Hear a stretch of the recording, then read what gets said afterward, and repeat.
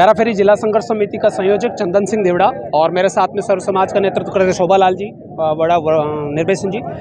हम सभी की पैराफेरी की जितनी पंचायतें हैं उन सभी की विगत कई सालों से पट्टों की मांग है वो अधूरी है। लगातार सरकार पर दबाव बनाया जा रहा है कि आप सर्वे करवाकर पैराफेरी की जितनी पंचायतें हैं, आबादी से लगती हुई जितनी ज़मीन है जिन पर लोग बसे हुए हैं, उनका सर्वे करवाकर संबंधित पंचायत को आरजी ट्रांसफर करें ताकि पंचायत उनको पट्टे दे सके। जो पंचायतें नगर निगम में शामिल हो गई है उनके अंदर नियमों में संशोधन करें ताकि 69A में उनको पट्टे जारी हो सके।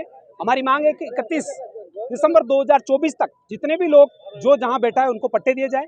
और यूडीए पैराफेरी का क्षेत्र इतना बढ़ा दिया गया है कि सरे कैलाशपुरी, पोपल्टी के अलसीगढ़ से लेके मंदेसर का गुड़ा, डबोक से आगे का बेल्ट, इधर खेमली का आईजी का गुड़ा से लेके इधर तक का बेल्ट, जहां तक संभव नहीं है डेवलपमेंट करना और जहां भौगोलिक परिस्थिति भी यूडीए के विकास को लेकर नहीं है, आदिवासी बहुल इलाका है, उनको भी शामिल किया तो उनको बाहर किया जाए। तो सबसे सर्व समाज की मांग है कि जो लोग बैठे हैं उनको पट्टे दिए जाए। सरकार ने नियम भी दिए, 4/1/2022 का आदेश दिया है, उसके आधार पर भी अगर कलेक्टर चाहे तो जल्दी से जल्दी इनको पट्टे जारी कर सकते हैं। दूसरा, यूडीए ने 2000 फाइलें 2013 से बसे हुए लोगों की मांगी थी, वो वहां पर धूल भाग रही है, उन पर कोई निर्णय उन्होंने नहीं किया है। तो सभी जने एक ही मांग कर रहे हैं कि हम सभी को पट्टे दिए जाए, नहीं तो अब स्थिति ये आ गई है कि प्रशासन की ईंट से ईंट बजा देंगे। इसका कारण यह है लगातार आसपास के गांवों में मकान तोड़े जा रहे हैं। अरे घर के अंदर कोई चिड़िया भी अगर घोंसला बना देती है तो उसके अंडे से बच्चे नहीं निकलते हैं, तब तक उनको फेंका नहीं जाता है। थोड़ी संवेदनशीलता रहती है, लेकिन संवेदनहीन प्रशासन हो चुका है। गरीब आदिवासी हो या सर्व समाज के लोग हो, जो पाई जोड़ के मकान बनाकर बैठे हैं, उनको बेदखल किया जा रहा है और कई लोगों को आवंटन किया जा रहा है। हमारी सिर्फ सीधी सरल भाषा में, एकटुक भाषा में एक ही मांग है कि जो लोग जिन जमीनों पर आबादी से लगे हुए आराजी में बैठे हुए हैं, प्रशासन सर्व समाज के प्रतिनिधित्व के साथ में बैठक करे और उन आराजी को संबंधित पंचायत और निकाय को दे ताकि पट्टे जारी हो सके। और अगर अब किसी का मकान तोड़ा है तो प्रशासन की अब सर्व समाज मिलकर ईंट से ईंट बजा देगा। मेरा नाम शोभा लाल बीले, मैं बुहाना से हूँ और मैं आज ये कहना चाहता हूँ कि जनता यहाँ बुलाई गई है। प्रशासन की नाकामी, राजनीति और इसकी वजह से जनता यहाँ बुलाई गई है। उन्होंने मजबूर किया है आम जन को यहाँ आने के लिए।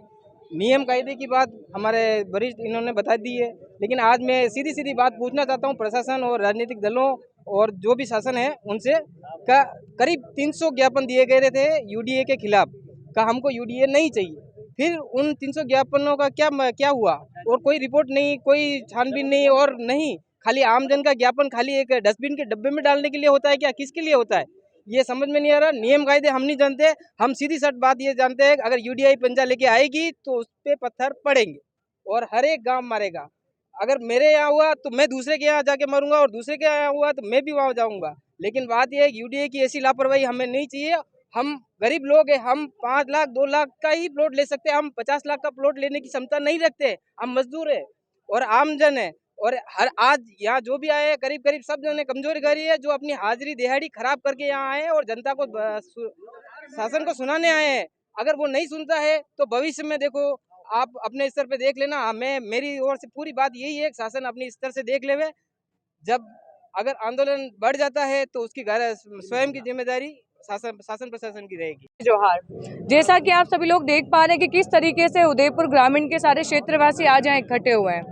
मोटा मोटी तौर पे हमारी मांग ये है कि न्यूनतम दम पे हम लोगों को पट्टे दिए जाए, क्योंकि गरीब आदिवासी और सर्व समाज के जो भी लोग हैं वो इतने अमीर नहीं है कि वो लोग लाखों की दर में इनकी ज़मीनें खरीद सकें और अपने घर बार बार बना सकें।